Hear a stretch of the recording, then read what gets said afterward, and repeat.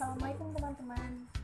Saya Fauza Salma dari FAIT Mushkat Al-Anwar kelas 10 IPS. Jadi di sini saya akan sedikit menceritakan tentang biografi dari Raden Ajeng Kartini. Raden Ajeng Kartini dikenal sebagai pejuang emansipasi perempuan. Dia adalah tokoh pelopor kebangkitan perempuan pribumi dan menjadi simbol bagi kemerdekaan Indonesia lewat gerakan feminis. Beliau lahir di Rembang pada tanggal 21 April tahun 1879. Kartini merupakan anak dari Raden Mas Adipati Aryo Sosroningrat, yaitu seorang bupati dari Jepara. Kartini adalah anak kelima dari 11 bersaudara kandung dan tiri. Menurut tradisi Jawa pada zaman dahulu, anak perempuan harus tinggal di rumah hingga ia usia menikah. Berhubung Kartini merupakan anak seorang bangsawan, beliau memperoleh pendidikan di ILS hingga usia 12 tahun. Salah satu pelajaran yang dipelajari oleh Kartini adalah bahasa Belanda. Setelah usia 12 tahun, Kartini dilarang meninggalkan rumah karena sudah bisa dipingit.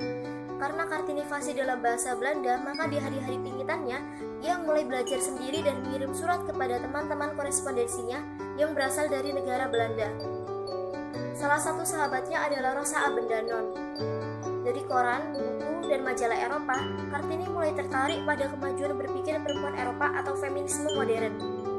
Timbul cita-citanya untuk memajukan perempuan pribumi, karena menurutnya perempuan pribumi di era Hindia Belanda berada pada status sosial yang cukup rendah.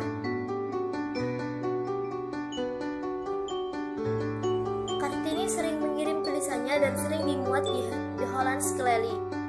Kartini dijodohkan dengan Bupati Rembang oleh orang tuanya dan dengan seorang ningrat bernama KLM Adipati Aryo Singgi Jojodi Adiningrat.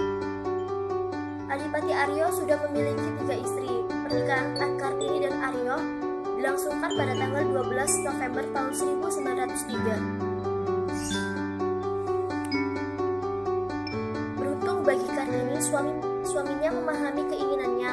Kartini diberi dukungan dan kebebasan untuk membangun dan mendirikan sekolah khusus wanita di bagian timur pintu gerbang kompleks Keraton Kabupaten Rembang, atau di sebuah gedung yang kini digunakan sebagai gedung pramuka. Kartini melahirkan anak pertama dan terakhirnya pada tanggal 13 September tahun 1904 yang bernama Susalit Jojo Adiningrat. 4 hari kemudian, pada tanggal 17 September tahun 1904, Kartini menghembuskan nafas terakhirnya pada usia 25 tahun.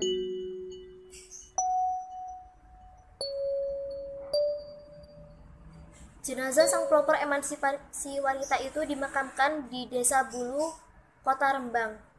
Berkat kegigihannya, Kartini yang selalu berpikiran maju mengenai emansipasi wanita, kemudian didirikanlah sekolah wanita oleh Yayasan Kartini di Kota Semarang pada tahun 1912 dengan nama Sekolah Kartini.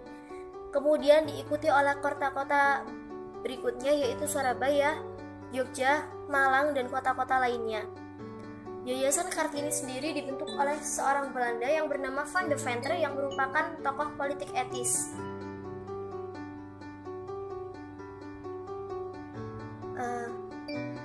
Sekian dari saya. Mohon maaf apabila ada salah kata.